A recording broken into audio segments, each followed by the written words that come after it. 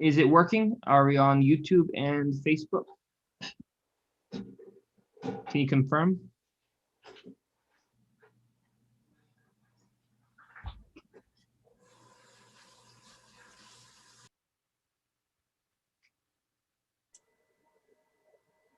We are streaming, John. Okay. Beautiful, beautiful. Welcome, Dr. Hatcher. How are you doing? I'm doing very well, thank you. Great, great. So for everyone who's joining us today, Dr. John Hatcher, he is one of the Baha'is to know if you haven't heard of him already. He has written many, many, many, many books, and that is an understatement. Dr. Hatcher's, what would you say, Dr. Hatcher, for what would be describing a collection of books that you've written? What would you call that, the noun for that? A bunch. Yes, Dr. Hatcher's bunch of books. You can find them online by just going to your local bookstore and asking for books written by him. You can go to the Baha'i Publishing Trust, where several books, if you just look him up as the author, you'll find a few that are listed there. And also, you will find even more if you go to Amazon. So you go on my website, johnshatcher.com. Yes, johnshatcher.com. JOHNSHATCHER.com. Right. There you'll find not just his books, but a vast plethora of resources. You'll find obviously his books. You'll find his videos. You'll find videos that are based off of Dr. Hatcher's books and where he expounds on the concepts that he's spoken about. You also find some related study materials that you won't find anywhere else except on his website. So his website is definitely a gold mine for information. Definitely consider looking at it. And best of all, you get to ask the guy who wrote it. So take a look at johnshatcher.com and you will see a lot. Now, the subject that we've been speaking about over the past few times that we've had sessions on Sundays has been the coronavirus. That is why we started going online as a local community. Baha'is in Clearwater, we decided we're going to do our programs online, keep them going rather than just not having events at the Baha'i Center and letting that be the status quo. So the pandemic has been inevitably a subject that we have been and will continue to speak about. For that reason, today's subject is the pandemic and the lesser peace, an update. So this is the second presentation that Dr. Hatcher is giving, discussing the topic, the pandemic and the path to the lesser peace, in depth. And in an earlier talk, he spoke about the unique conditions the pandemic had produced, some of which, he remarked, were not necessarily negative in their ability to awaken us to the inextricable relationship we share as citizens of a single global community, one world. In this talk, he speaks more completely about how these conditions demonstrate the sort of unexpected and unforeseen circumstances that will contribute to bringing about a secular unity that is called the lesser peace in the Baha'i writings.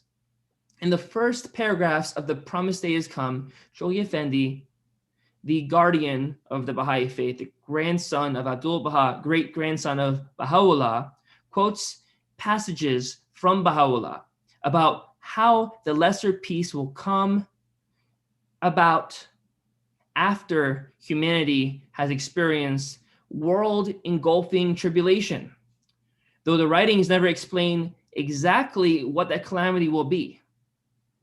The present pandemic demonstrates how such an unexpected, transformative event could occur and how quickly the circumstances of the nations and the people of the world could suddenly become chaotic and uncontrollable.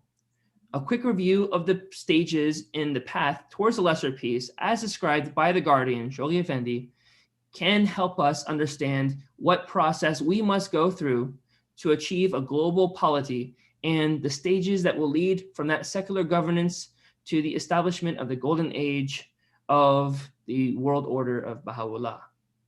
With that said, Dr. Hatcher, we are so happy to have you here today. Clearwater Baha'is, we are hoping that you can take it from here. And what is our subject today?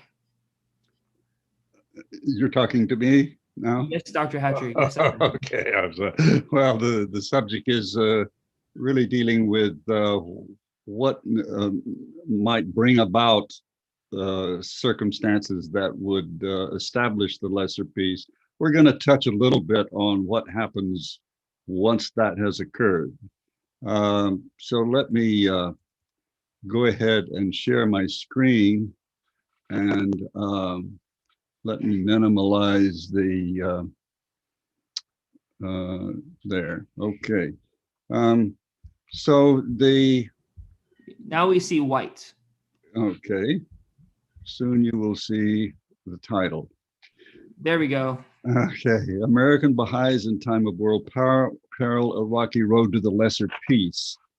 And this is something that the Guardian talks a lot about in the last collection of his work called The Citadel of Faith. This is one of the major subjects. So are you ready for me to begin? Yes, sir. Yes, sir, we are. Okay.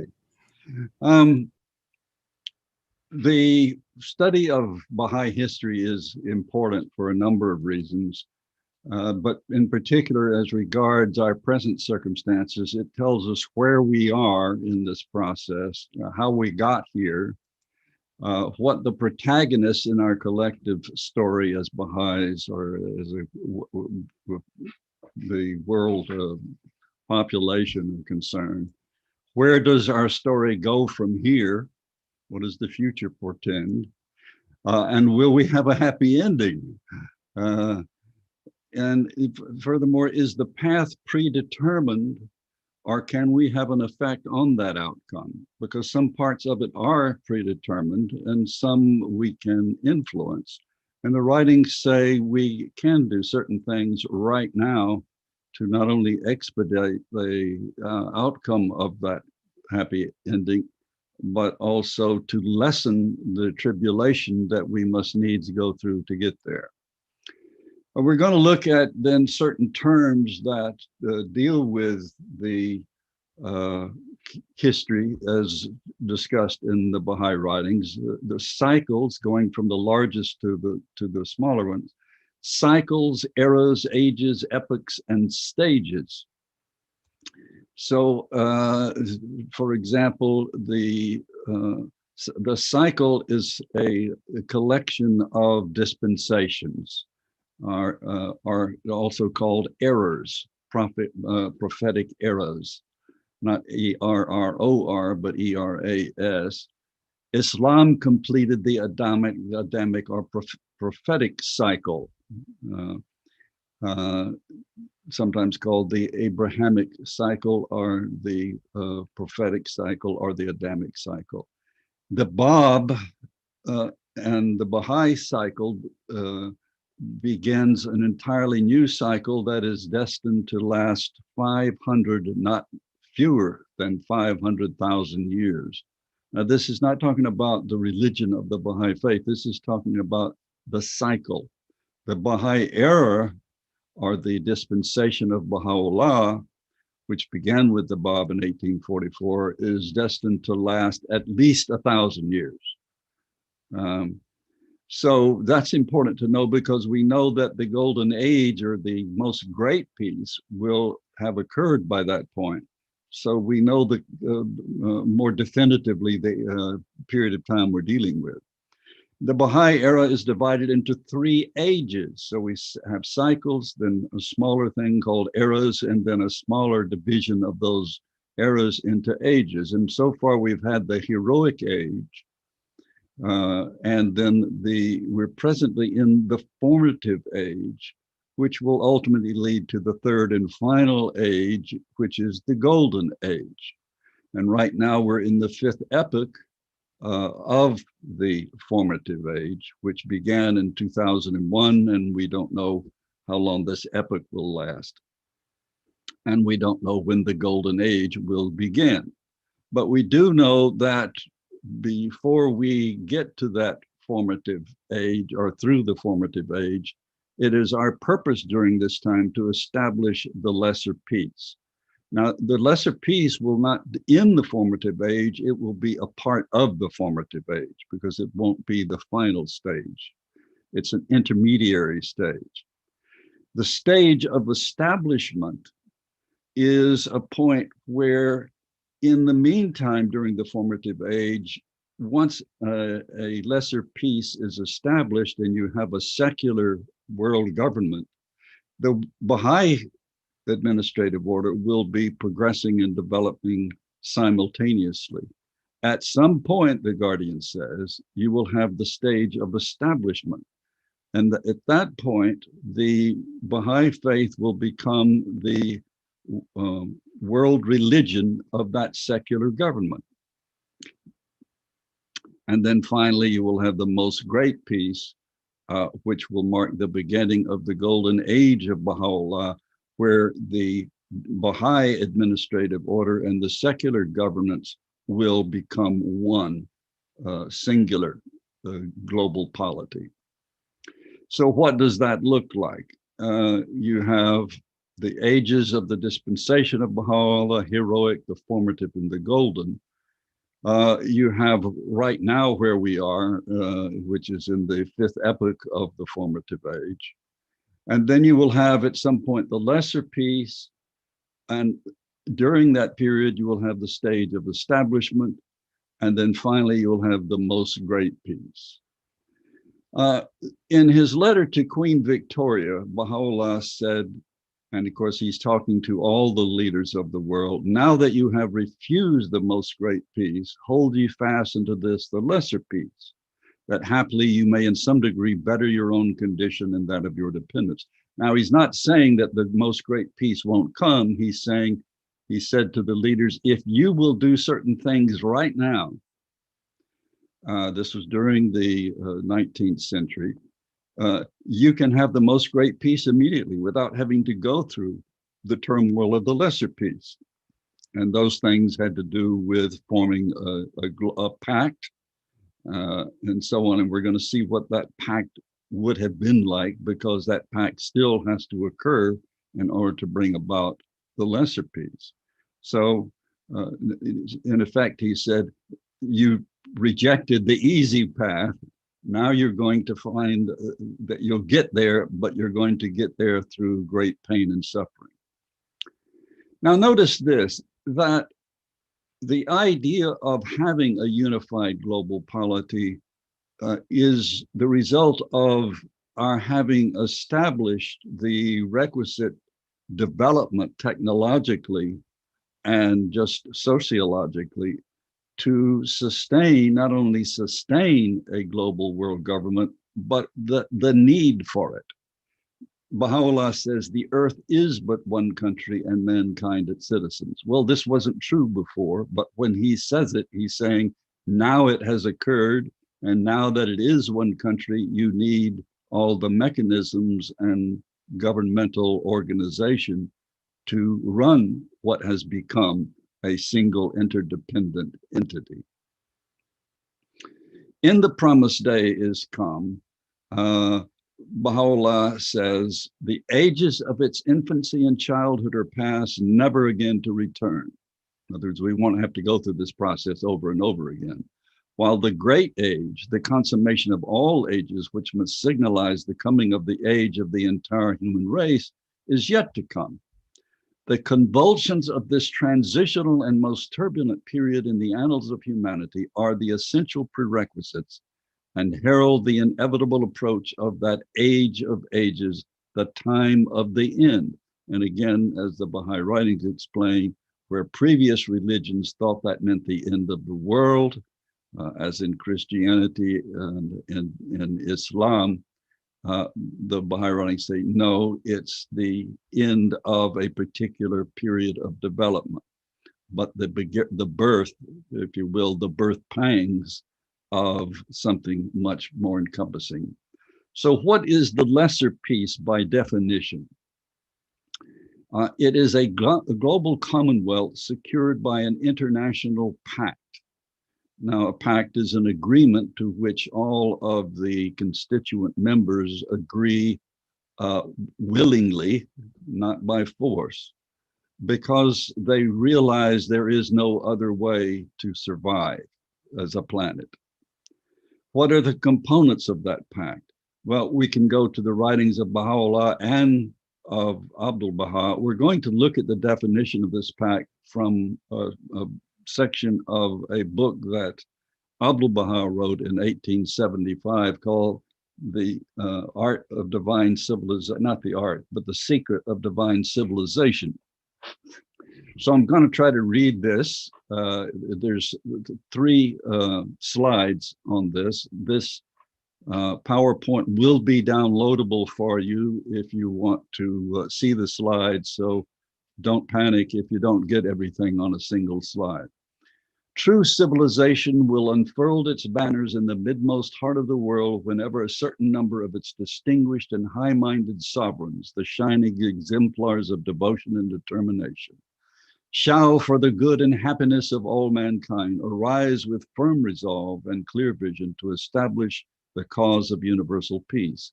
They must make the cause of peace the object of general consultation and seek by every means in their power to establish a union of the nations of the world. They must conclude a binding treaty and establish a covenant, the provisions of which shall be sound, inviolable, and definite. They must proclaim it to all the world and obtain for it the sanction of all the human race. So everyone must agree to this accord. This supreme and noble undertaking, the real source of the peace and well-being of the world, should be regarded as sacred by all that dwell on earth. All the forces of humanity must be mobilized to ensure the stability and permanence of this most great covenant. And this all-embracing pact, the limits and frontiers of each and every nation should be clearly fixed. The principles underlying the relations of governments towards one another definitely laid down, and all international agreements and obligations ascertained. In like manner, the size of the armaments of every government should be strictly limited, for if the preparations for war and the military forces of any nation should be allowed to increase, they will arouse the suspicion of others. And finally, he says, the fundamental principle underlying the Asylum Pact should be so fixed that if any government later violate any of its provisions, all the governments on earth should arise to reduce it to utter submission. Nay, the human race as a whole should resolve with every power at its disposal to destroy that government. This is called the collaborative justice that Baha'u'llah talks about at great length. Should this greatest of all remedies be applied to the sick body of the world, it will assuredly recover from its ills and will remain eternally safe and secure. So once this is established, we will never again go back to the sectarianism and disaffection that we presently see destroying so much of what we hold dear about our planet and its peoples. What will this secular commonwealth look like? Now, what you'll find is that in the book, The World Order of Baha'u'llah, Shoghi Effendi, the Guardian, talks about this secular government that will occur at some point in the lesser peace. Some people reading that may confuse what he is describing with the government of the most great peace, the Baha'i government, and that's not the case. He says the commonwealth, this commonwealth of the lesser peace, must, as far as we can visualize it, in other words, he's not saying this is what it will be, but he's saying it will probably contain the following parts. Now, this is a chart that I made from the World Order of Baha'u'llah. I think it's on page 202 that he describes these. He doesn't have a chart, but he describes the constituent parts of this secular government: a world legislature, a world executive, a world tribunal, and of course the international force. And this is a force comprised of members from all nations so that one nation won't dominate. So it's very much like the ideal form of the United Nations. In other words, the optimism that accompanied the establishment of the United Nations included most of these constituent parts. It was undermined, or has been so far. It could be revived, but right now it's been undermined by a number of factors that I'll mention later. But one of them is the capacity of the founding members to veto certain things. The stage of establishment, what is that? The stage of establishment I've already mentioned is a stage at which the faith of Baha'u'llah will be recognized by the civil authorities as the state religion, similar to that which Christianity entered in the years following the death of the Emperor Constantine. And that was in, I think, 380 AD, when the Roman emperor succeeding Constantine made the Christian religion the state religion. The world order of Baha'u'llah, the stage of establishment must later be followed by the emergence of the Baha'i state itself. Now, this is eventually, in other words, you will have the emergence or the convergence of the secular state with the Baha'i administrative order, functioning in all religious and civil manners in strict accordance with the laws and ordinance of the Kitab-i-Aqdas, the most holy book, the mother book of the Baha'i revelation, a stage which in the fullness of time will culminate in the establishment of the World Baha'i Commonwealth. What will the Commonwealth of the Most Great Peace look like? So what do we have any indication of what the construction of that entity will be like? Well, Shoghi Effendi says this: the Baha'i Commonwealth of the future, of which this vast administrative order is the sole framework, is both in theory and practice not only unique in the entire history of political institutions, but can find no parallel in the annals of any of the world's recognized religious systems. And he goes on after this. This is from the World Order Baha'u'llah, page 152. If you'll go there at your own leisure, you will find a very lengthy discussion, well, not extremely lengthy, but several pages long, where he talks about how this world order of the Baha'i Commonwealth is distinct from, it has certain components that are similar to those of other types of political structure. And it partakes of some of them, but it's ultimately distinct from any single one of them. And I won't go into that's another talk. So here's what we have at the moment. This is what the Baha'i administrative order looks like. Now, Shoghi Effendi wrote that passage in the World Order Baha'u'llah, I think it was in 1938. So he was talking even back then, before you have all of the components that you have now, such as the Universal House of Justice wasn't elected then. But even as it was still envisioned then, so the blueprint for what you see right here, which is where we are now, and that's probably going to evolve and change over time, but the basic constituent parts will remain the same. Local governments or a local House of Justice, an intermediary House of Justice, which we now call the National Spiritual Assemblies, and then a universal House of Justice. Those will be the governing bodies, but what the subsidiary agencies and so on will be, we don't know. But this is, as far as we can know, the closest thing to it. So in other words, the Baha'i concept of election, the Baha'i concept of nonpartisan politics, all of these policies and laws derived from the Kitab-i-Aqdas will be component parts of that final form. And that final form will evolve. But first, we got to establish the lesser piece. So you can't just simply jump to the most great piece, because as we said, we lost that opportunity. What will cause the creation of the pact that will instigate the lesser piece? So we want that pact. That pact is the key to the whole thing. That's the beginning of the lesser piece.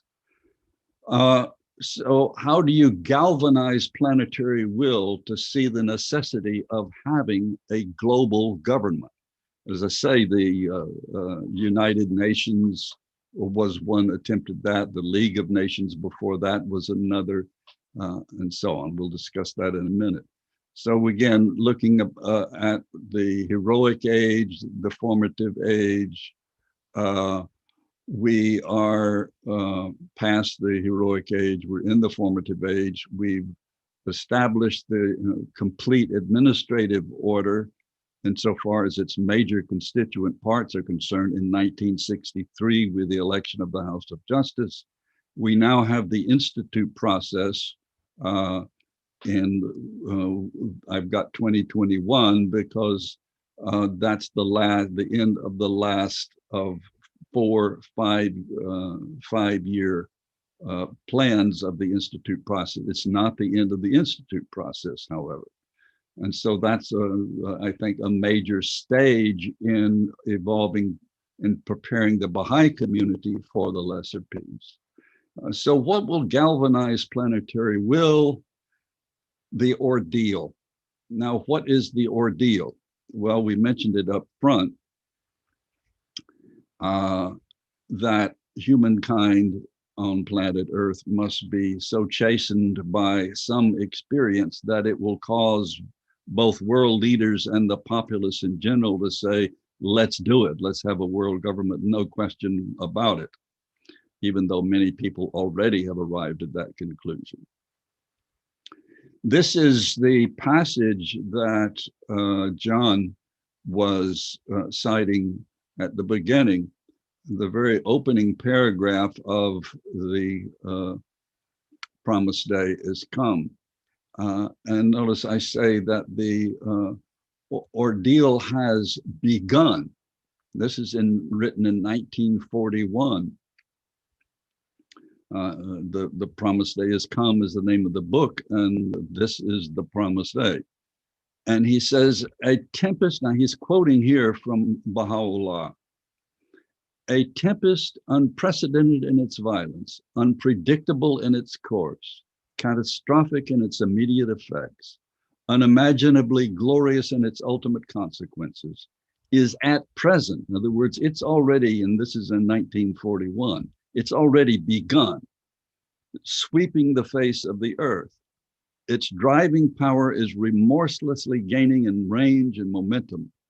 Its cleansing force, however much undetected, is increasing with every passing day.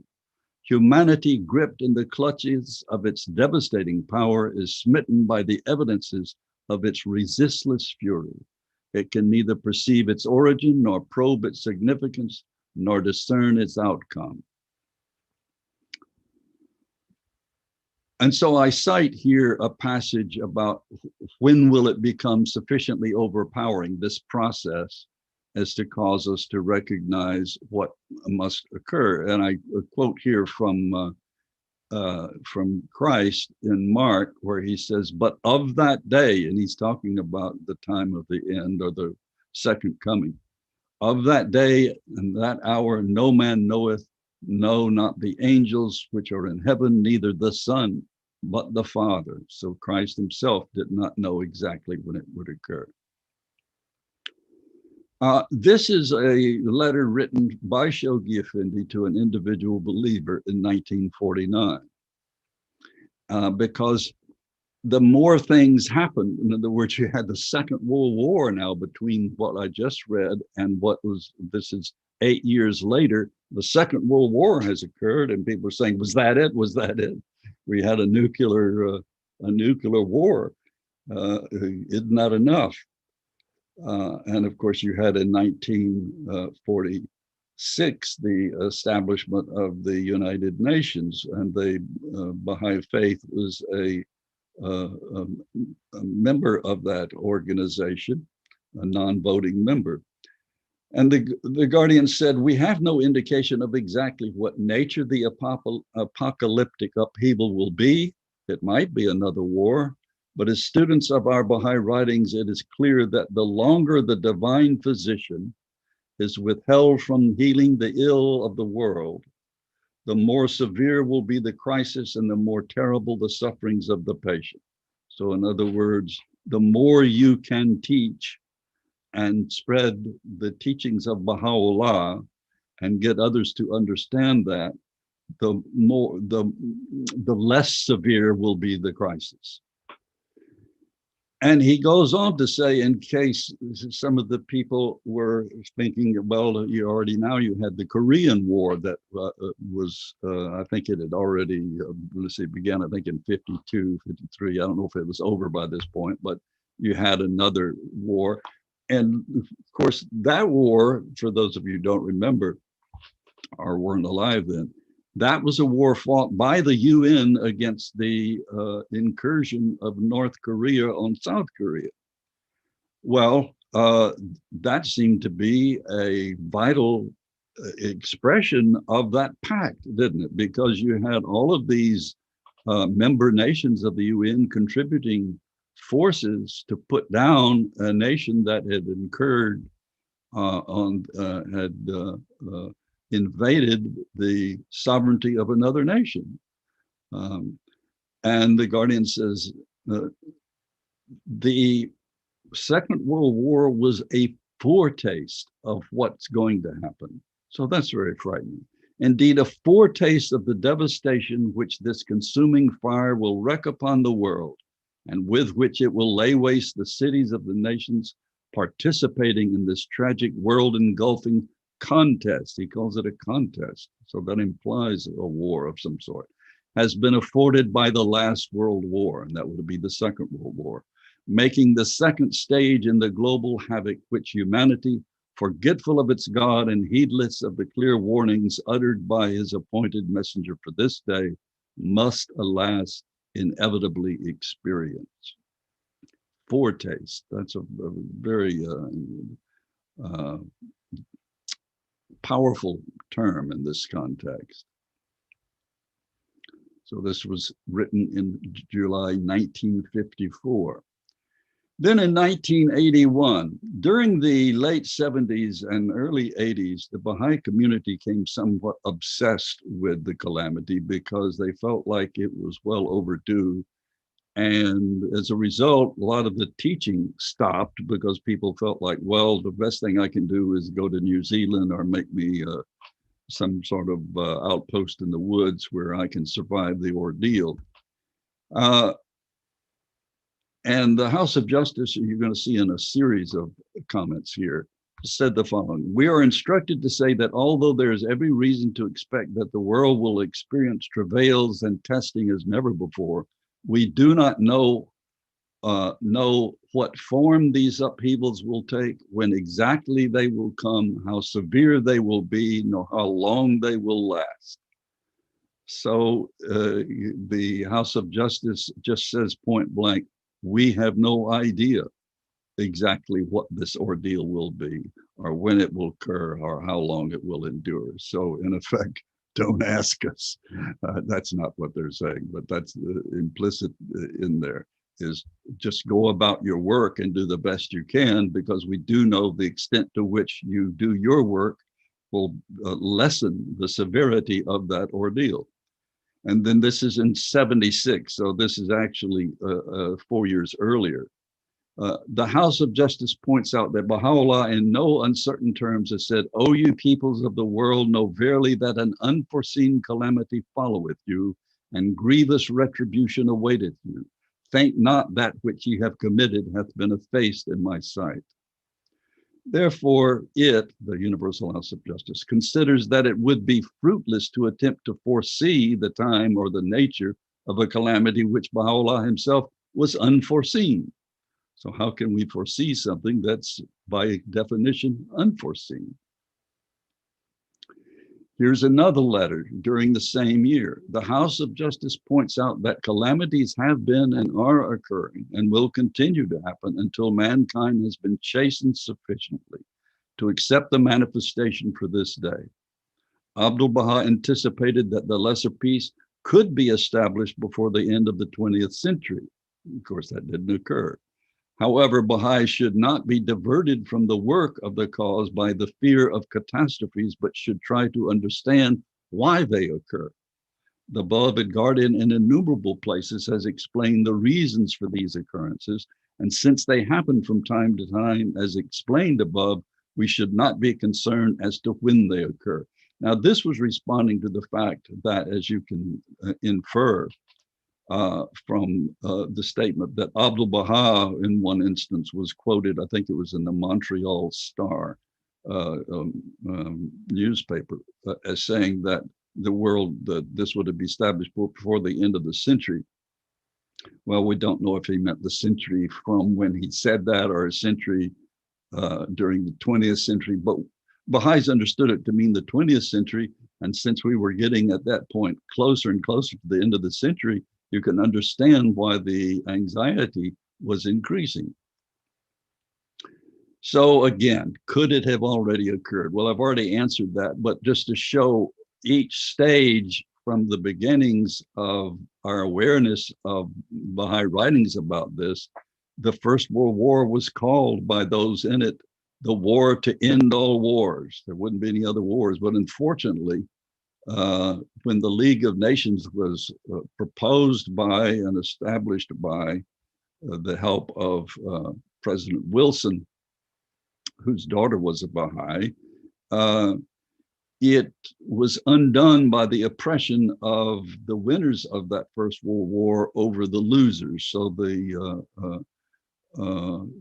no sense going into detail, but the League of Nations did not. It endured, but it didn't come to fruition. In fact, the United States never became a voting member because it seemed to intrude on our sovereignty as a nation. And so we wouldn't let anyone else tell us what we should or should not do.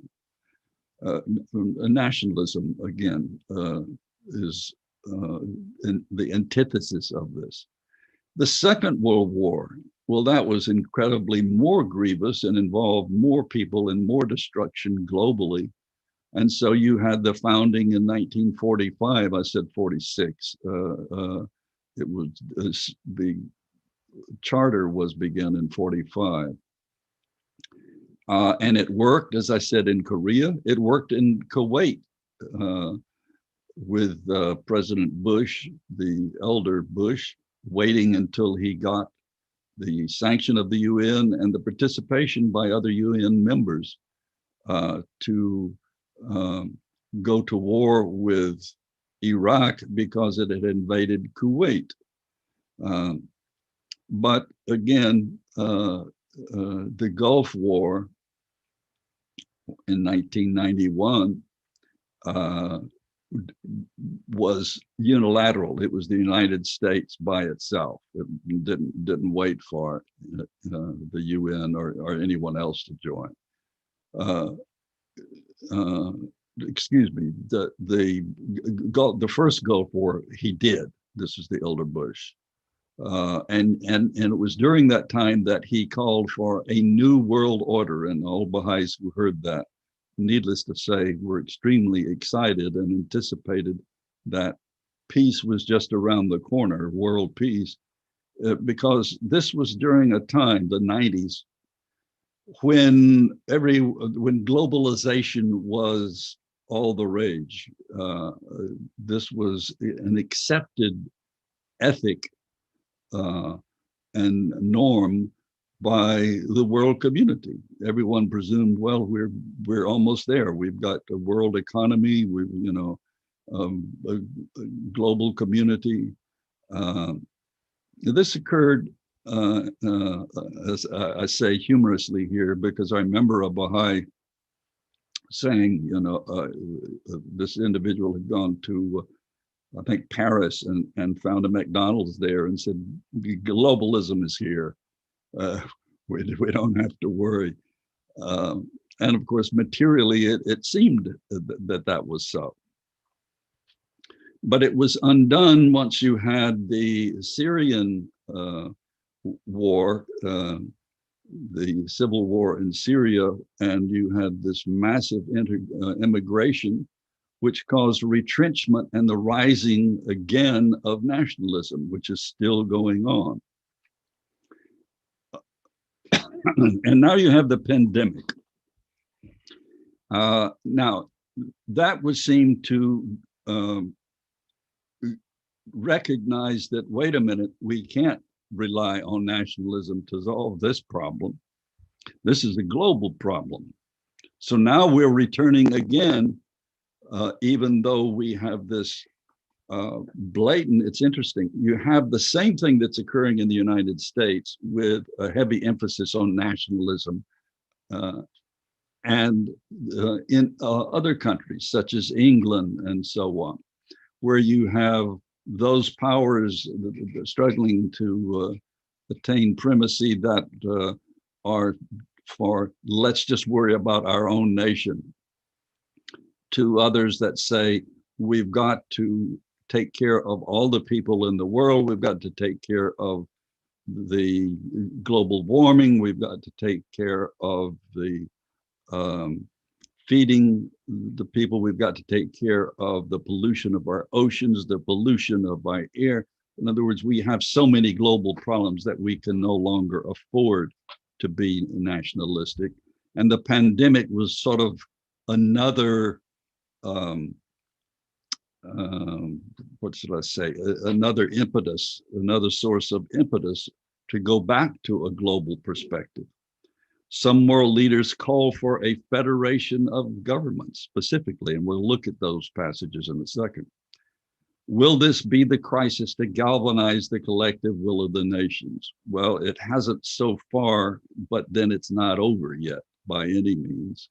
And if nothing else, it will at least be, as I say, probably not sufficient by itself, but it will help push the envelope. You know, we push the envelope in so many areas, whether it's, as I say, pollution of water, air, ocean. We pushed it insofar as armaments are concerned, and the threat of nuclear holocaust, and on and on. So some pertinent observations about this from a Baha'i perspective. If we have to ask if the ordeal has occurred, then it probably hasn't, and probably really shouldn't be there. It's clear from reading the Baha'i description of this event that you'll know when it happens. It is a process, on the one hand, that has clearly been in motion for decades, and we noticed that in the discussion by the Guardian in 1939, that it was had already begun. Of course, the decline of civilization really began at the turn of the previous century in the early 1900s. Each erroneous or backward step by world leaders, return to nationalism, contributes to the impetus that will hasten it, but increases the severity of the turmoil that will be inflicted by it when it does come. All that we do to create vital, spiritual, and autonomous communities as Baha'is will lessen its ultimate impact and the subsequent suffering of humankind. So what is the pandemic contributing? It is unforeseen, so that complies with one of the criterion for the ordeal. It is world engulfing, it complies with that requirement. Its solution clearly requires global collaboration, so that's a very important point of impetus that it contributes. It clearly demonstrates the failings of nationalism, and all those nations that attempt to deal with it nationally and so on have failed miserably. And of course, it's in resurgence now throughout the world. It does not involve the tyranny of one group or nation, and that's something distinct about it. It's not a matter of evil people, it's an unforeseen calamity. It seems to be urging leaders of thought to consider a world federation of governments for both the exigencies of world crises and as the only path to any sort of world justice.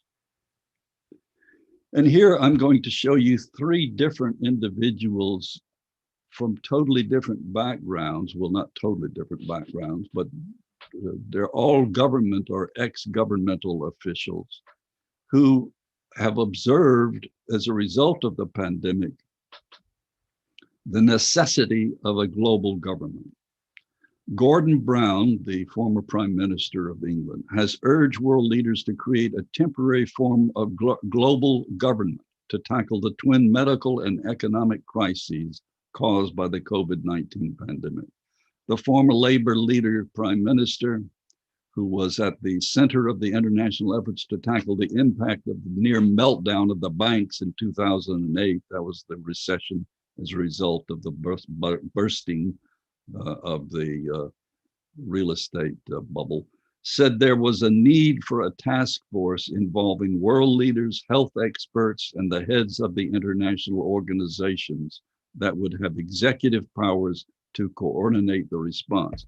Now, this is a temporary thing he is proposing, but Mikhail Gorbachev, in April of this year, when the pandemic was underway, made an incredible statement. Now, those of you who don't know, and I presume most of you do, he was the former and final head of the Soviet Union before the Soviet Union broke up into the various nation states that comprised it.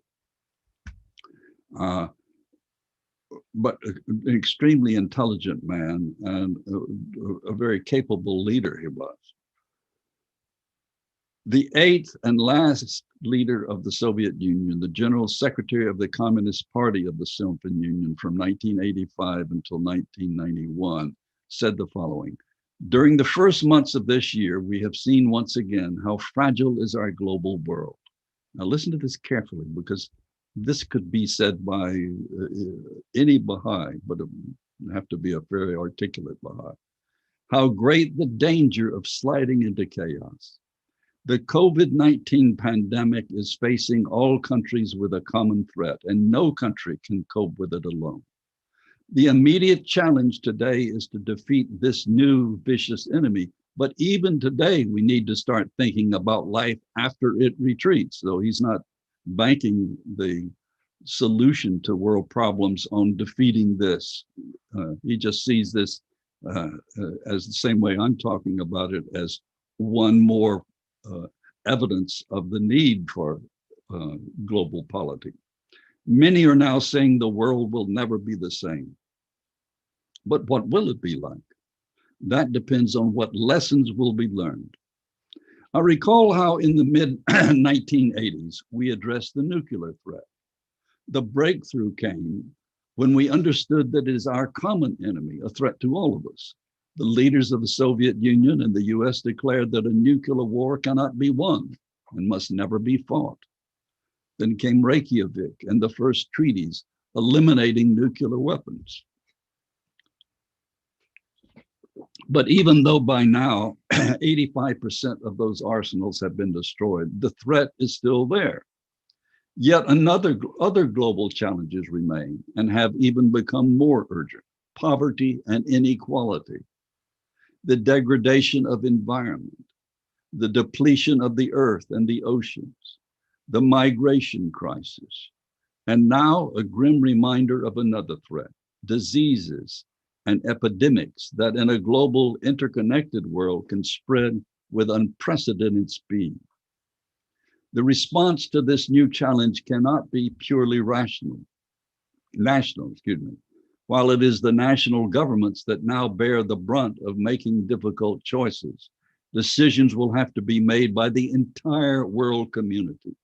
What we urgently need now is a rethinking of the entire concept of security. Even after the end of the Cold War, it has been envisioned mostly in military terms.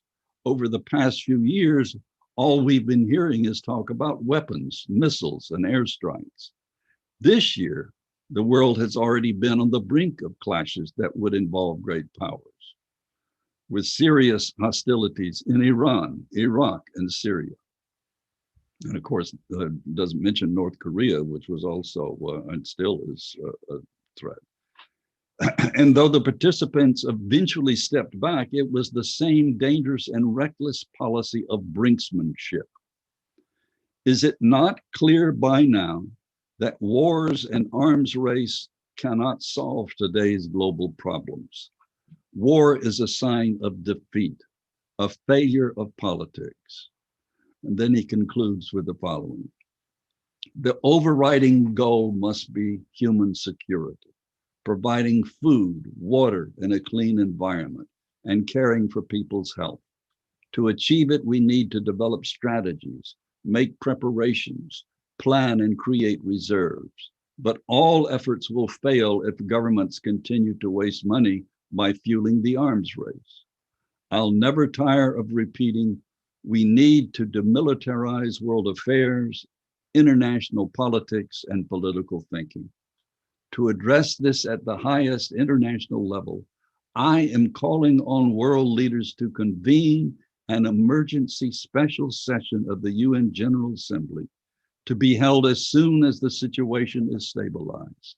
It should be about nothing less than revising the entire global agenda. Specifically, I call upon them to cut military spending by 10 to 15%.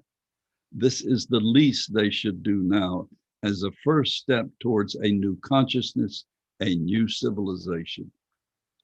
And of course, needless to say, what excites me about this and should excite you is that he's calling for that very pact that Abdu'l-Baha described in 1875. Finally, the Secretary General of the UN says, and this is succinct, but it's a beautiful, beautiful series of metaphors. The world is at a breaking point. This pandemic has been likened to an X-ray revealing the fractures in the fragile skeleton of the societies we have built. It is exposing fallacies and falsehood everywhere.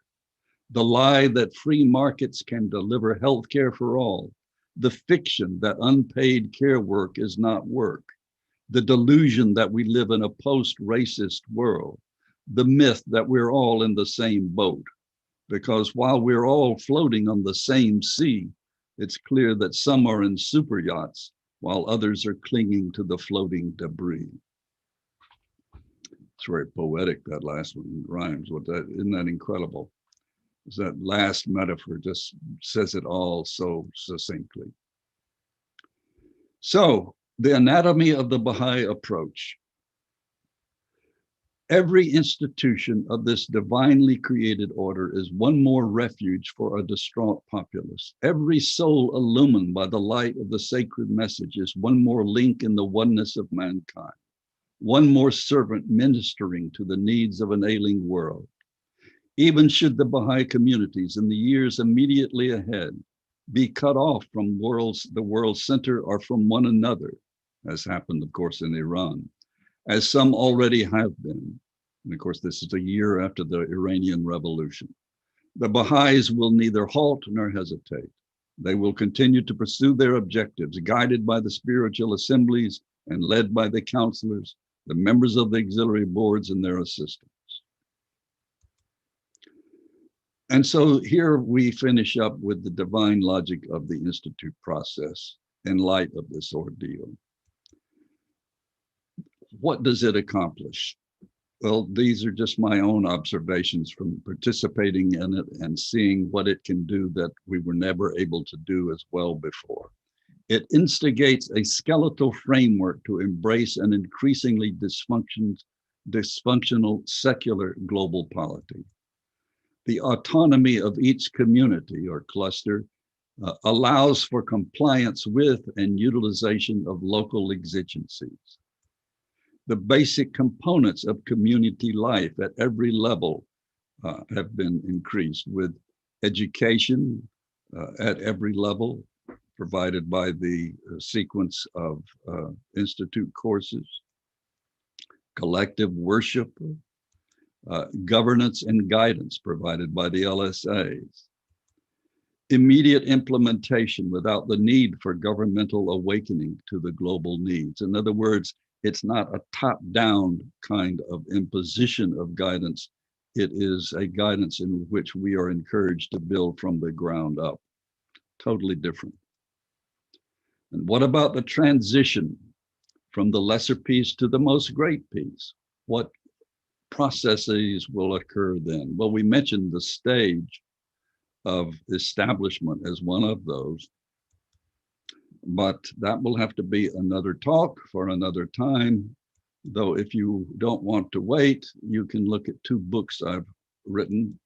One, The Ascent of Society, The Global Imperative in Personal Salvation, and God's Plan for Planet Earth and for Your Neighborhood.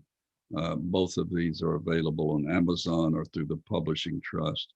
And I discuss that the transition, the stages that are talked about in the writings in those books. And there is the website where you can locate those books and discussions of them. And so that, my friends, is the end of my presentation. Thank you very much. I will stop sharing my screen now, and I will let John take over and convey to me any questions that, if you have questions, put them in the chat, and I will have John read them to me. And if you want to be anonymous, send them to John specifically, and that will secure your anonymity. So, John? Yes, so we have one question at the moment from an anonymous person. It is this question. Is the decline of civilization marked by the widening of gaps between ages, fall of institutions like religious, family, primitive barriers, and lack of morality? So this is a big question, huh?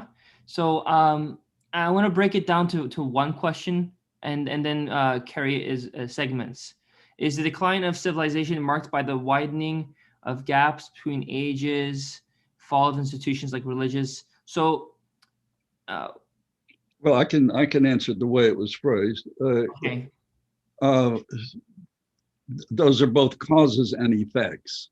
I would say the first one, the gaps, the generation gaps and attitudes and norms from one generation to another. I would say that's largely an effect. The decline of family values and so on, also an effect.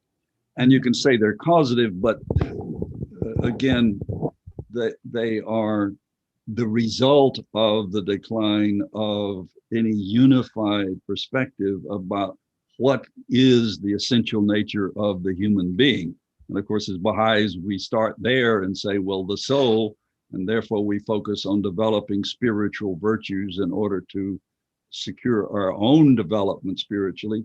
But we, as the title of that first book I mentioned that I wrote, as I imply in that book, individual spiritual development cannot be accomplished without your involvement in society. So I would say that those are, yes, they're causative, but they're mostly results of the general breakdown of universally accepted norms of well, we could go on, but I think that's clear enough. So here's another anonymous question. Education is moral and material, and also in the institute process. How can Baha'is provide the moral education that's needed? Well, the Institute process, of course, is designed just for that. I mean, you have not only the children's classes and the study circles for every age, but you also have the junior youth and spiritual animation program, which is extremely vital. So you have the four core activities of the children's classes, devotions, the study circle, and the junior youth animation program. So, I mean, these four core activities, if carried out systematically within a community, there's your resource at the local level to do just that.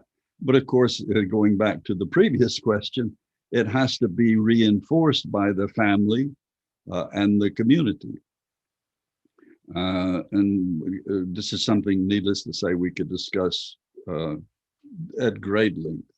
But I think, I mean, that's one of the exciting things about the Institute process is the resources you need for building from the ground up are right there.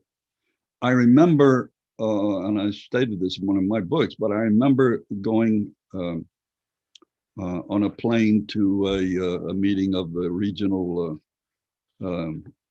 council that I was serving on at the time, and a man asked me, so, you know, there are two questions, the one you love to hear and one you used to fear. One is, so what is this Baha'i faith? Well, you can describe that fairly easily. It's, we believe in that all the religions are really one religion revealed in progressive and successive stages and so on. The unity of God, the unity of humankind and so on. But the second question is not so much fun. And so what do you do? Or where is your church? And well, we have, it used to be that you would sort of mumble around. Well, sometimes we have a display at the county fair, or we have a fireside at Mrs. Jones's house. This doesn't sound like a world revitalizing endeavor. But now you can say in every community around the world, we have these four things going on. If you'll tell me where you live, I can give you a phone number or a URL where you can find out where the nearest study circles are in your community and so on. So we have systems now that both enhance and facilitate the Institute process. So in every community, you will have someone responsible for receiving phone numbers from people who've given their information at the national level on that website, and then the national, I've forgotten the name offhand of the service, but we'll feed that to the individual responsible at the local level, and in a day or two, that individual will be contacted and will be offered courses or just an individual visit or whatever. So I forgot what the question was now, but I think I must have answered it because I talked a long time. Yes, it was about how Baha'is can provide the moral education. The moral education. And I'm not saying that, it's easy, it's hard work. And the fact is that you cannot, I think most of the initial resistance to the Institute process has dissipated. I hope it has. If it hasn't, then those who resist it will eventually die off. Because 20 years have passed since, I'm sorry, that sounds cruel and ruthless. But what I mean is that 20 years have passed since we introduced this thing, this system, and it has developed so that in some villages, as you've seen on some of the films from the World Center, in some villages in remote areas, the Baha'i faith is the governing body for that village. And that where they hold their courses and classes and the LSA meeting, that's where the governance for that village I mean, that is the governance for that village. So you have examples of visions of the future, of how it could be. I'll say one more thing, and this relates to both that and my talk. I was once asked after I gave a talk, this was, I've mentioned this before, but I was giving a talk in Hollywood, or promoting a book of mine when we used to do that sort of thing. And an individual asked, well, you know, he couldn't conceive of what kind of ordeal would change the hearts of individuals, and I, you know, would stop the materialism and the fascination with, you know, your iPhone and so on. I said, shut off the electricity. Shut off the electricity and see how many days it takes for LA to be in utter chaos. And so at any rate, all you have to do is think of a squirrel getting on the grid and shorting out. And this has happened before, of course. It didn't last terribly long. But if you've ever been without electricity, you realize that the people living in those remote villages who have none are probably going to feel the ordeal a lot less than someone living in the vast, complex matrix of big city life where everything you need seems readily available. And yeah, the idea of the squirrel, that seems very familiar to USF Tampa. The unforeseen squirrel. Yes. I don't think they've gotten rid of that in the past 50 years. I think they're still going through it now. I haven't checked in yet, but squirrels, they are an issue at USF, I'll tell you. And for those who didn't know, Dr. John Hatcher is also a professor emeritus of the University of South Florida in Tampa. It's a very beautiful campus indeed, full of trees and squirrels. So here is... It used to be full of feral cats too, I remember. Yeah, they got rid of the cats. I don't remember seeing cats. So speaking of USF, we have a ex-USF student, AKA graduated. Vin, are you able to ask your question? Vin is okay not to be anonymous. Yeah, I was trying to turn my mute off. Sorry. Hi, Dr. Hatcher. How are you? I'm fine, thank you. How are you doing? I'm doing well. I'm doing well myself. My question. Let me pull it up here in a second. In terms of ushering in a new era of galvanizing a movement toward a unified world order, how would you suggest controlling for those rogues and renegades in the equation who would prefer not to play nice, so to speak?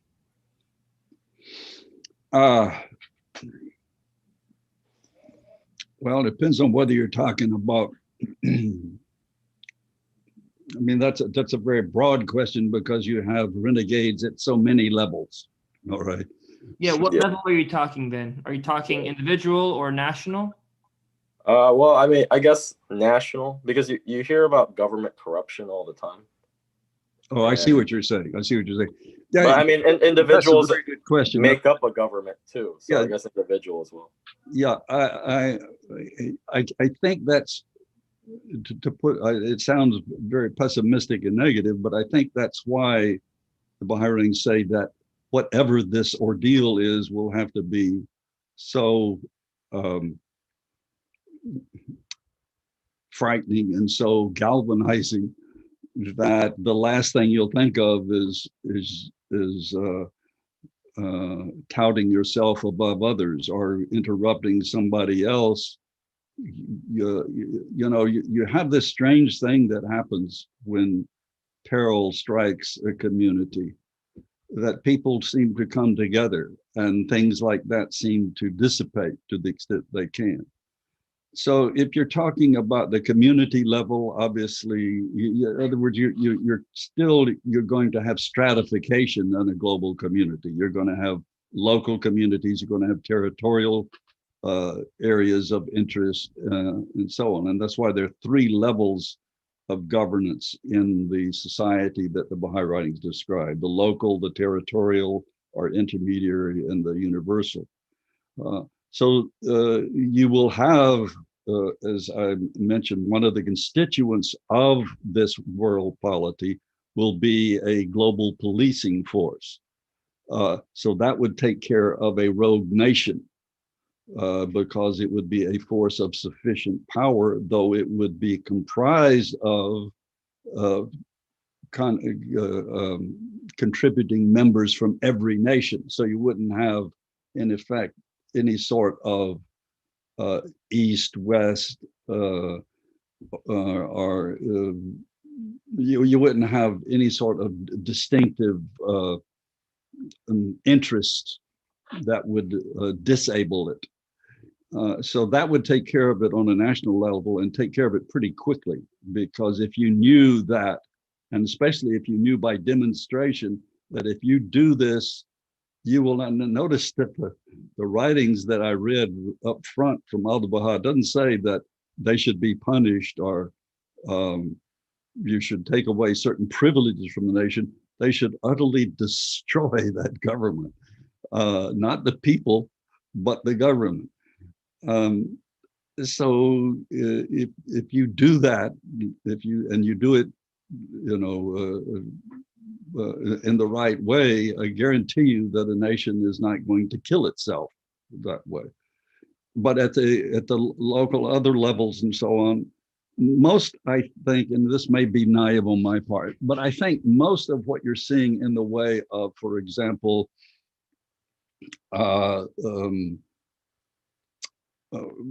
say right-wing groups are left-wing groups that attempt violent demonstrations and so on, or not attempt, they have violent demonstrations, are prepared to go to war. And we may see this occur after this election. We don't know. I mean, we're really at a very critical time in the history of this nation right now, regardless of how the election goes. Most of those people have grievances.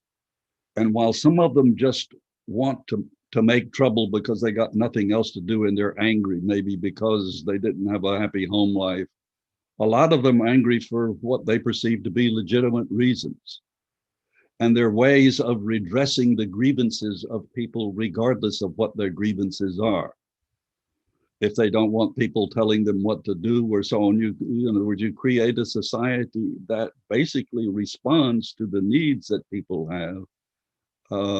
You get rid of the need to rebel against the society as a whole, or even parts of it. So I think most violence comes from anger, and most anger comes from some sort of problems that one has incurred. So they come from the family, where you have the rogue individual, or they come from the community, where you have the disenfranchised group, or they come from the nation, where you have a disenfranchised race, or so on. So all of those have to be dealt with, and all of those concerns are included in the Baha'i writings and in the description of the community that this world polity would include. I hope that helps, but suffice to say, it's a very complex question, but it's certainly understood. It's not, it may sound naive, but in the midst of crisis, it is not. And I think considering the fact that you and I are talking right now via the Baha'i community, well, the Baha'i community is not a congregational religion.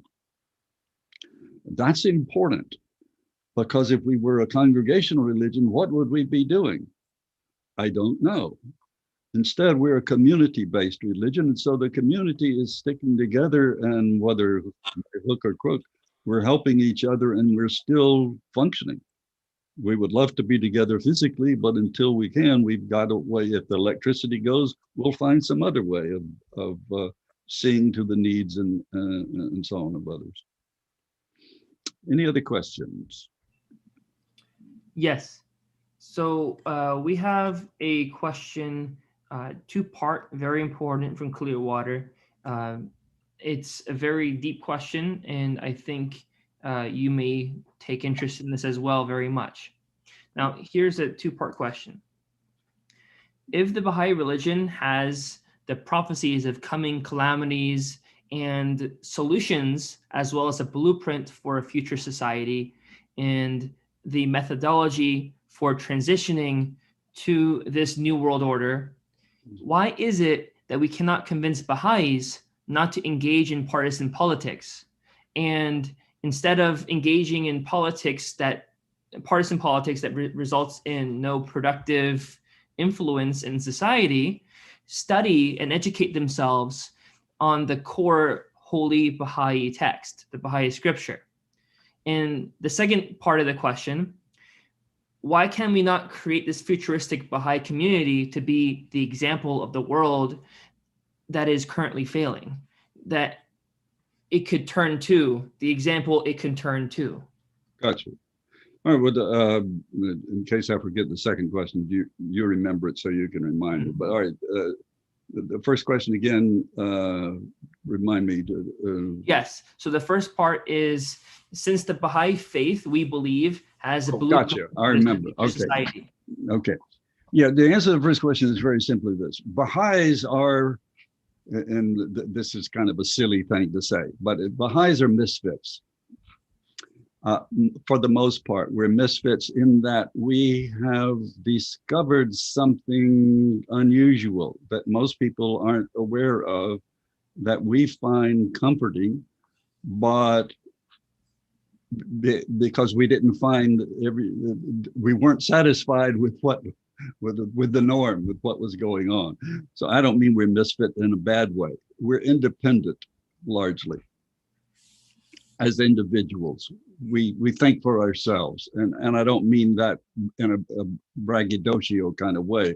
I just mean that in order to become a Baha'i, which is unusual, it's a strange sounding name and so on, number one, you have to know what you're doing and why you're doing it, and be willing to answer questions about what is that and why are you that, and so on.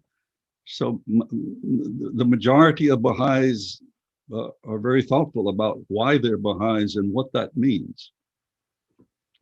However, you have an incredible array of learning and depth among all those Baha'is. So you have some who are nominally Baha'is because their parents were Baha'is. You have those who suddenly found it and are in love with it dearly and cherish it. And you have those who are very articulate about it and so on. So you have a vast array of people. But the very thing that makes someone attracted to something different is also the thing which would make them resist being told, don't express yourself on this particular issue because it'll be more detrimental than helpful. And so one of the things Baha'is are told is, we do not become involved in partisan politics. Now, there's a whole discussion behind that, and the discussion has to do with the fact that in the future and presently in Baha'i administration, Baha'i elections are sacrosanct. There is no nomination, there is no politicking, there are no parties. It's a plurality vote. The Baha'i organization administration is structured such that it is literally impossible to try to attain power in the Baha'i faith. And I can discuss that with you for a long time if you want, why that is so. But the Baha'u'llah has structured it so that the desire for power will get you ashes, or it'll get you anonymity at the, if nothing else. I can simply underscore that by saying, name me more than 2 people on the House of Justice. That's the highest organization in the Baha'i world. And yet nobody knows who they are because they do their work anonymously and as a group, and there are no individuals of power in the Baha'i faith. So we are told, don't become involved in partisan politics because the values you have insofar as Baha'i elections should be the same values you have in secular society. And that is, you don't try to tell someone else how to vote. You don't try to influence them. It is a matter of your own conscience and your own independent, autonomous thinking about it. And so you wouldn't, in a Baha'i election, you would not dare hint to someone whom they should or should not vote for an assembly or for another level of administration. Those same principles should apply insofar as the secular elections are concerned. And so we are forbidden to do that. The fact that some Baha'is do it means they're not doing the right thing. Some Baha'is break Baha'i laws. There are means for taking care of that. And that is the local assembly. If they see this happening and it becomes persistent and obnoxious, they should get in touch with this individual. If this individual is in their community, talk to them and tell them to stop. The failure to adhere to Baha'i law can carry sanctions with it. So there's a Baha'i means of dealing with those who do not abide by Baha'i law. So that's the simple answer. People don't always do what they should. Neither do Baha'is. When you become a Baha'i, you don't have to be a perfect person. Becoming Baha'i is simply deciding, I want to try and become better than I am. And I want to use this religion as the tool or the principal means by which I accomplish that. It doesn't mean you've accomplished it already. And so people very innocently have a visceral reaction to very visceral things that are happening. How can you not react? Well, it's hard. It's hard in the same way that you're not supposed to strike another person. But what if someone strikes you or someone strikes your husband or wife or something? So it's not easy. The second question was what? Yes. So the second part, the same person preludes, the prelude of the question was, Muhammad said that the person who is eating a date cannot forbid it to others. Others cannot be forbidden that date if you're the one who's eating it as well. And Abdul Baha said, you can only succeed if you practice the Baha'i ethics yourself. This question, why can't we create this futuristic Baha'i community that is to be the example for the world that is currently failing? That's exactly what the Institute process is attempting to do. But as I say, what the House of Justice realized, I presume, I wasn't present when they decided to do the Institute process, was that you can't legislate morality from the top down. It just doesn't work because you've got to have a method, number one. And you can't coerce people to be good. They've got to desire it. And so it has to blossom, if you will, from the ground level up.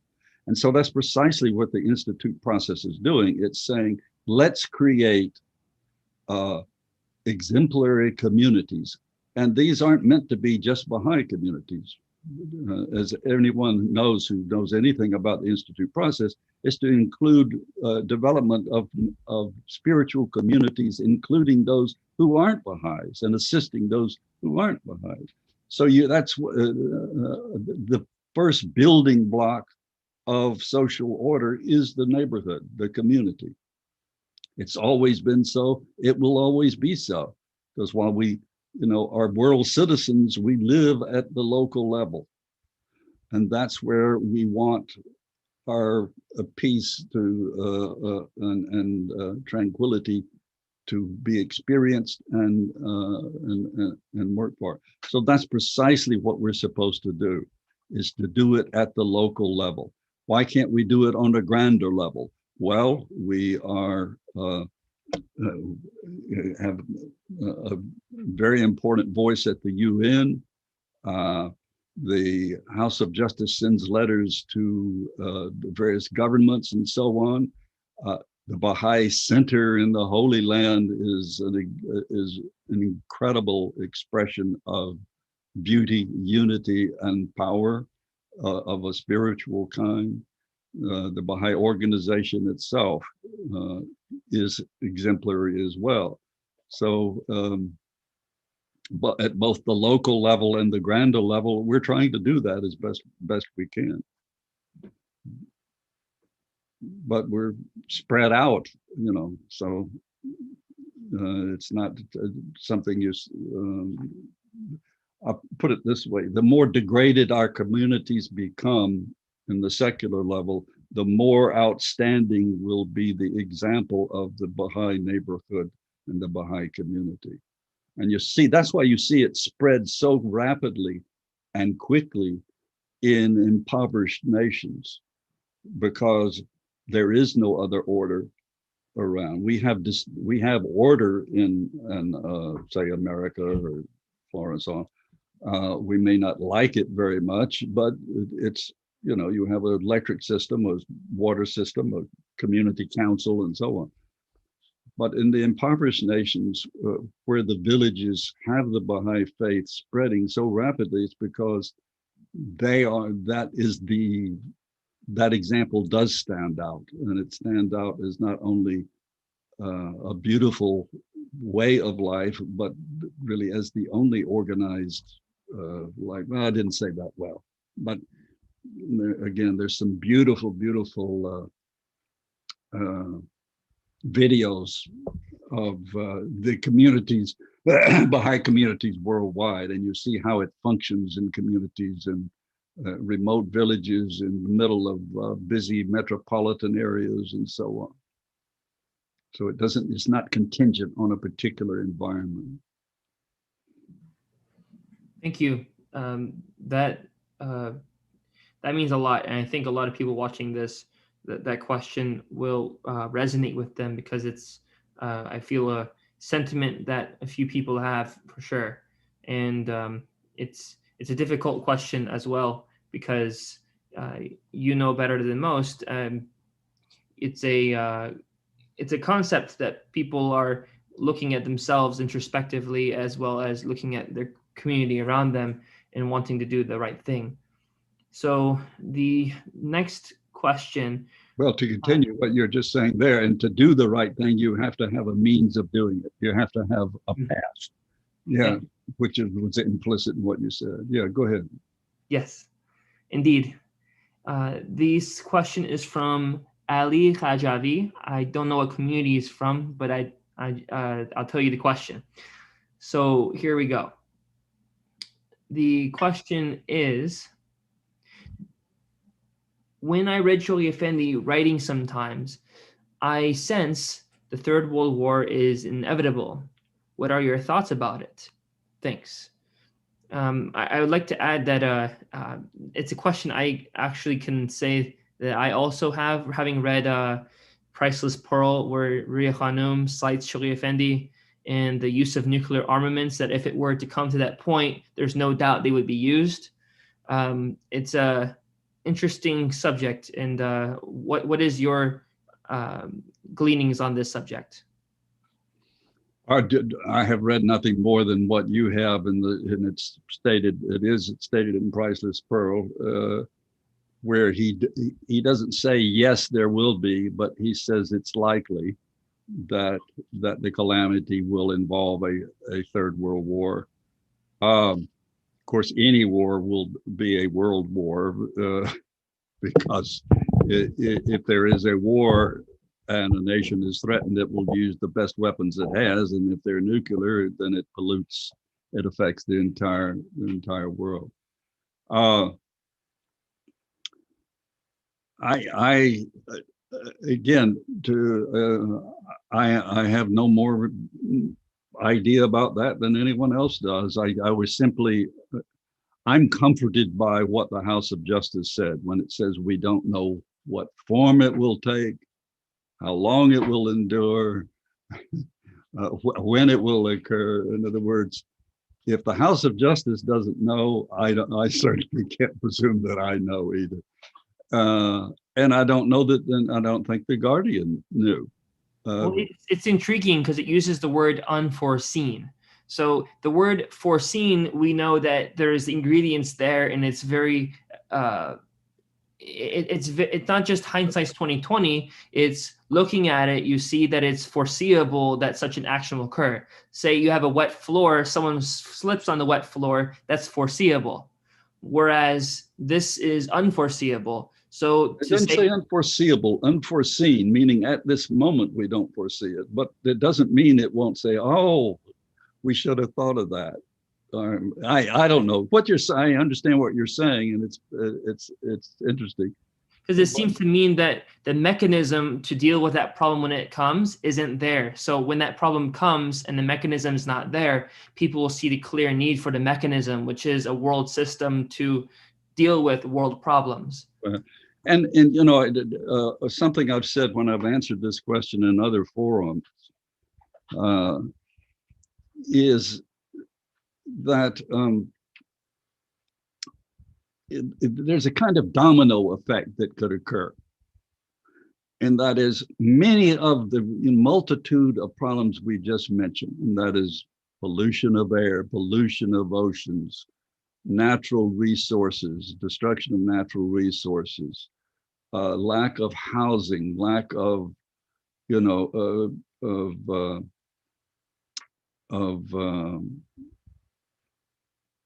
shelter, clothing, everything, you know. All of these we've pushed to the limit so that, you know, we have scientists say, if we don't do thus and so by this date, then this damage will be permanent or unrecoverable, you know, irreparable. So one scenario that seems the most likely is that just one collapsing, you know, all of them collapsing at once, all of these, the envelopes having been pushed so that any one of them could cause the ultimate outcome of them all. As I say, to me, the simplest answer is electricity. And that is, you get rid of electricity, and of course we know, or at least theoretically, that a nuclear explosion in the atmosphere, as I recall, you probably know this better than I, knocks out what transistors, or it destroys some part of the. Depends on what level of the electrical system you're talking. Again, like you mentioned about the world, individual to national, it depends at where it occurs. Yeah, but I mean, so I mean, well, never mind. As I say, the one thing that is for sure, insofar as the Baha'i perspective is concerned, we know that it's going to occur, but we also know that is a waste of time to speculate about when it will occur or what exactly it will be. We do know the best use of our time is to create these communities as models, as the question, the person giving the question a few minutes ago said, what can we do to exemplify in real time the value of the Baha'i faith and the Baha'i teachings, and that's the community life. So I mean, we know that the answer, and I've read some passages from the House of Justice about that, the best thing we can do is to do exactly what the House of Justice guides us to do insofar as creating community life. As an example, we can't correct what is uncorrectable. We can't repair a system that is irreparable, that is based on fallacious theories to begin with. We just can't. You know, so we may hope that, well, democracy in America seems to be a thing of the past. but maybe if we can recover it, you know.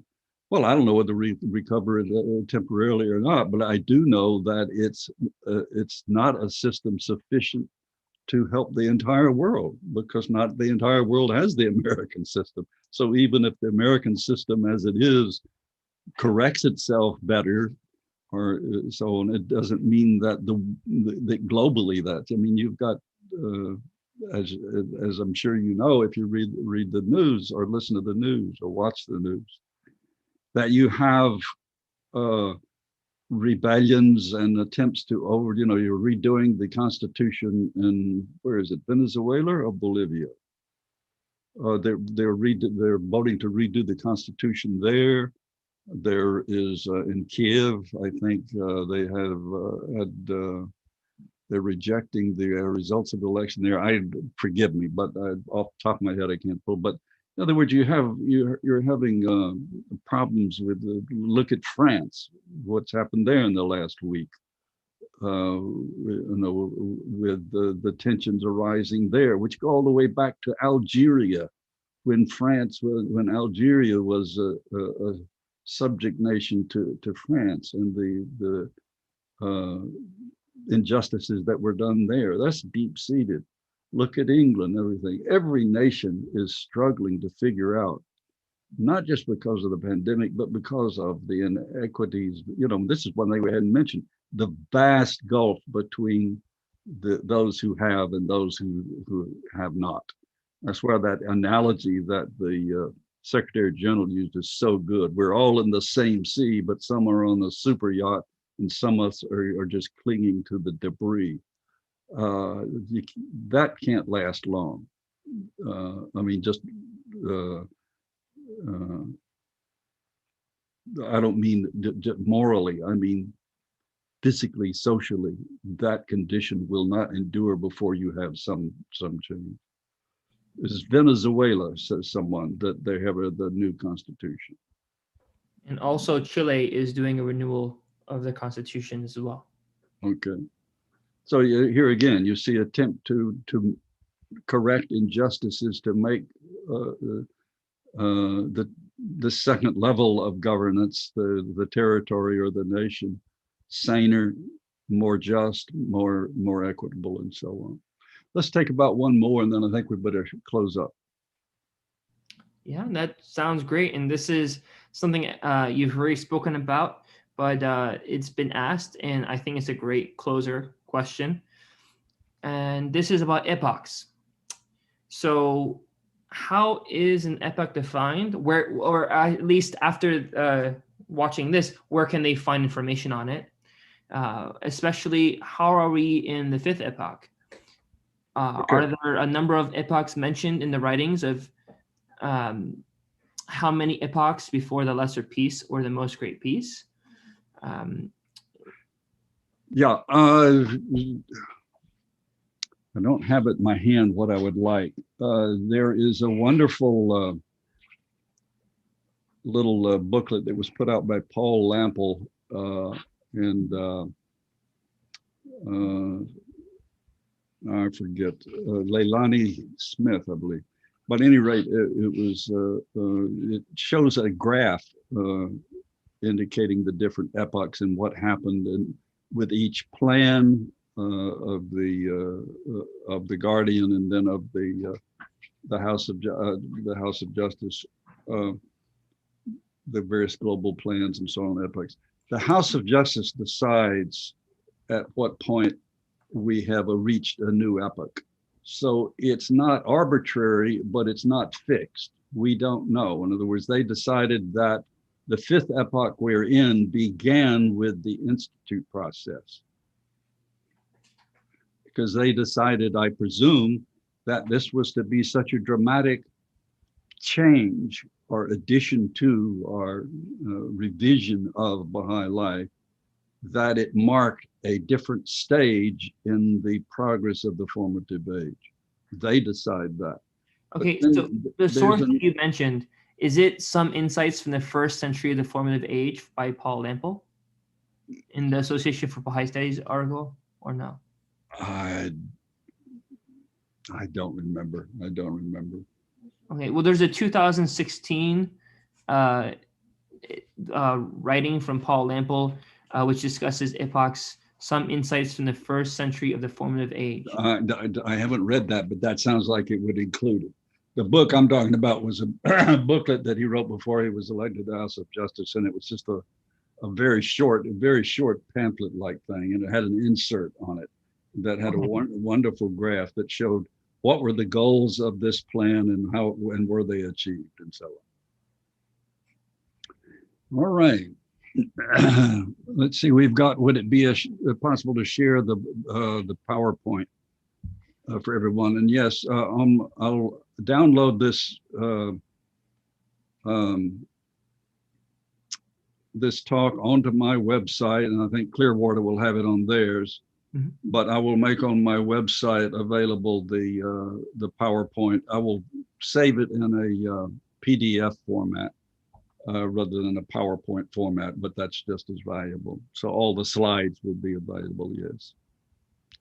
Beautiful, All right. beautiful. So it will be on johnshatcher.com, Yes. the materials. And It'll be under, there's two, well, it's a subsite called Talks Through the Years. There's one on my courses where I have those. And then also I have a YouTube channel that it'll be on too. so can people find this link through? They'll find the links to everything on that website. Okay, beautiful. Yeah, they'll have the talks, they'll have access to the talks and to the PowerPoints and to the YouTube channels. Okay, thank you, friends. I've enjoyed it. I always enjoy you dealing with the Clearwater community. Very, very good. Particularly like seeing the bridge there in the background. Well, you have to like the Sunshine Skyway. It's like one of the longest underrated bridges you can ever have. I'm not sure if you can see it right there. Yes, I see it. I can't see the little strand so well. I thought, oh, I think, well, hold it. I think someone's about to jump off. There they go. Uh-oh. Well, so goes it. All right, friends. I will leave now, and my best to everyone. Aloha. Thank you, John.